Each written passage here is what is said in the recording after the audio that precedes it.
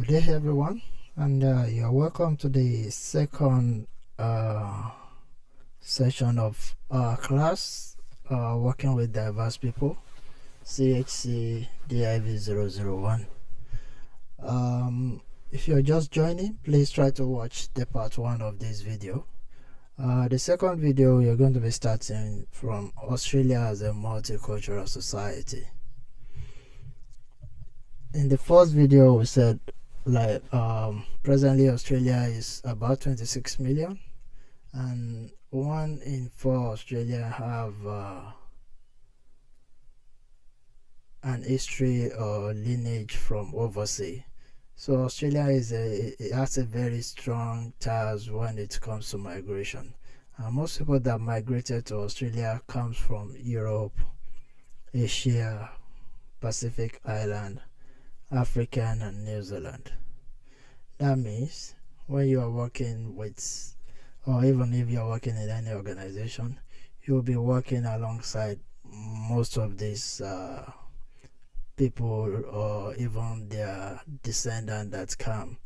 So how best can you work alongside them and do the right thing by everyone? It's just by understanding and trying to learn how each culture is, having a bonding event whereby you and your team member comes together, sit down together, and probably share a meal. These are some ways of really understanding one another better. So Australia and Terrestrial Islander culture are complex and diverse as well. The indigenous culture of Australia are the oldest living culture in the history of the world, and this is dated back to at least 50 years. Even some people stated that it's over 65,000 years. So with all this history, it is very important that we really understand where we are coming from. One of the reasons why Aboriginal culture has survived so long is because of their ability to adapt and changes over the time. The indigenous people have much lower life expectancy than the general population, although and elderlies are well respected in the indigenous culture. Indigenous people often associate ill health with disharmony, and indigenous people often use custom medicine, which is so similar to Asia and even African as well. Indigenous people do not easily fit into the mainstream residential care. This is because of challenges associated with the residential care, not really knowing how best to support the indigenous people. So that is how important this particular unit is, in order for you to really understand and the best way to support anyone that is actually under your care. Issues that are faced by Aboriginal Terrestrial Islanders include social issue. Social issue can be form of discrimination based on their race and culture.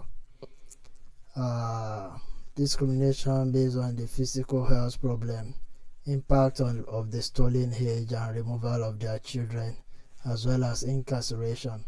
Up till today, we can see a lot of Black Lives Matters campaign going on in some of our prison in Australia. So we need to really understand how exactly can we support the indigenous people against any form of social barrier that they are facing. Other than the social barrier, they are also facing economic barrier because of low income due to low education, financial hardship due to poor socio-economic education, as well as employment level, crime problem, domestic violence, some of the economic issues that most indigenous people are still facing up to today. With regards to the political, they experience extreme level of the Aboriginal and Torres Strait Islander really experience extreme level of racism in Australia, and they have low representation in the parliament, as well as access to social justice. That is why when we are thinking about what is it the challenge that the Aboriginal are going through, there is a campaign going on now which is called Yes. Yes is it's a referendum that all Australians is expected to vote very soon, I think 14th of October. So let's try to really understand what that means to the First Nation people, and we should vote wisely in order to support the Australian Aboriginal and Torres Strait Islander. Yeah, there is a video there for us to watch, and this is called Swimming the River. It's just like 5 minutes video, and after that we just go ahead with our discussion. So, impact on the individual. All these issues that we've raised above, that the Aboriginals and Torres Strait Islanders are going through, generally also impact a lot on them as individually. There is a lot of suicidal that is recorded against the Aboriginal and Torres Strait Islanders. There is a lot of depression. They are jobless and unemployed. People always associate them with drug addict, violence, alcoholism, and lost and grief. These are just many more are what people or individuals that are discriminated against are facing. Each care service for Aboriginal and Torres Strait Islander people. Elderly Aboriginal and Torres Strait Islander people need to stay in their home community, often in the remote area.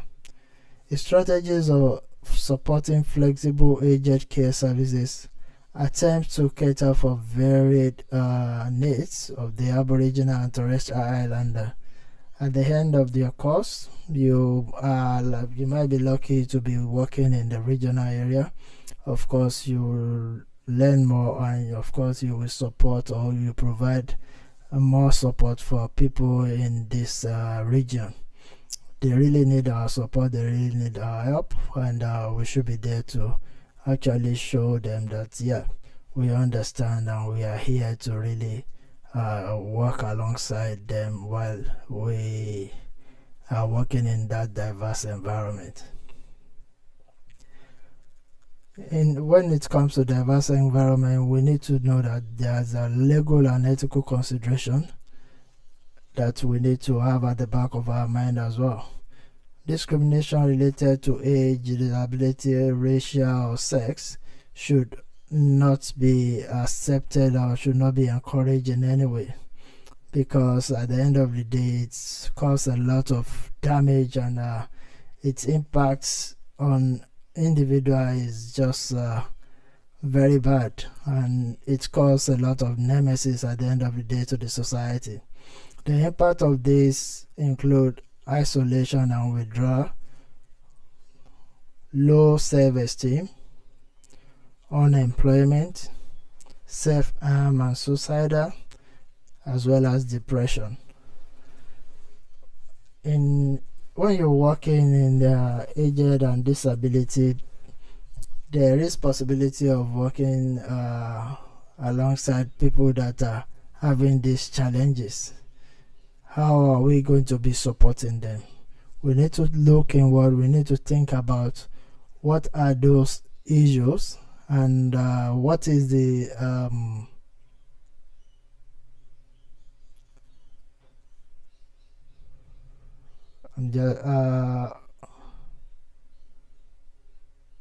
what is the root cause of this issue in the first place, and how can we actually resolve that solution? Consequence of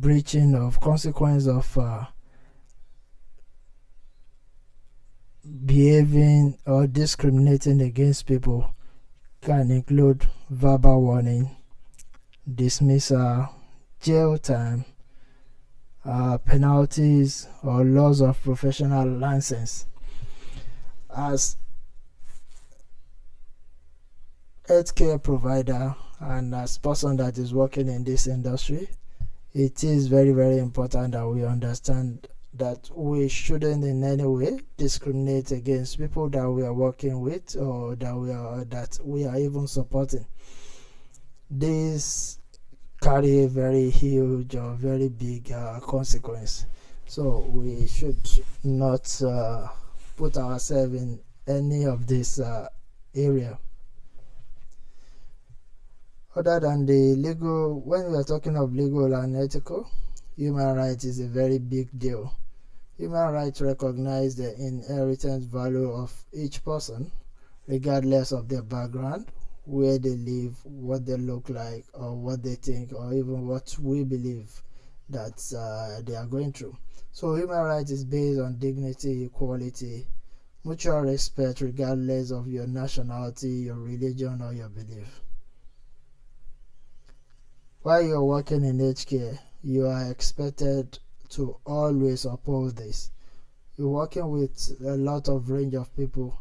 Your rights are about being treated fairly and treating others fairly, and having that ability to make choices about your own life, which of course is expected for you to always provide for the people in your care. You should always give them chance to decide, or you should always empower them in making the right choices by providing the necessary information for them to do that. The Universal Declaration of Human Rights. The Universal Declaration begins by recognizing that the inherent dignity of all members of human family is the foundation of freedom, justice, and peace in the world. It declares that human rights are universal, to be enjoyed by all people no matter who they are and where they live. The declaration also includes the civil, political rights as well as right to life, liberty, free speech, privacy. It also includes economic, social, cultural rights, which involve us being able to associate with any society we think or believe we like to be part of. It gives us opportunity to health as well as education. These are some of the rights and responsibility of a care worker or a support worker. Of course, on the left hand side we have right to get paid, right to complain, right to have a safe working environment, right to have the work balance, right to treat others equally, right to equal employment opportunity, and right to protection from discrimination. Whenever there is a right, there is always a responsibility associated with that. Our responsibility as a care worker or as a support worker is to maintain our duty of care, follow the organization policies and procedure, follow reasonable work instruction from your supervisor, timely reports to your supervisor if there is any problem that you identify, and provide standard care to your client at all times. So yeah, there is a lot of right and responsibility that we provide. So if you can please read more and know more about your job description, this will tell you more about what is expected of you and how you are expected to actually carry it out in line with your organization policies and procedure. This is where we are going to call it a day today, and I will see you next time. Thank you for your time.